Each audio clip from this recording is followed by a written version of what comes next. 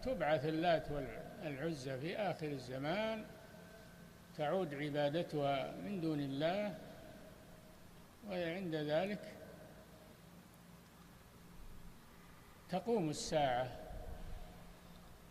هذا من علامات الساعة. سألت إحدى أمهات المؤمنين رسول الله صلى الله عليه وسلم عند ذلك ما في أحد من المسلمين، هذا غريب، كيف اللات والعزى تعبد من دون الله؟ وين المسلمين ذاك الوقت؟ ما في مسلمون. أخبر صلى الله عليه وسلم أنه إذا حصل هذا وعادت عبادة الأصنام يقبض الله أرواح المؤمنين ولا يبقى إلا الأشرار، وعليهم تقوم الساعة والعياذ بالله.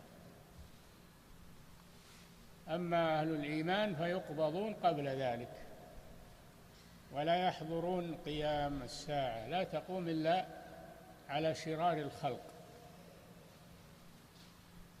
كل شيء له نهاية في هذه الدنيا، والدنيا نفسها لها نهاية.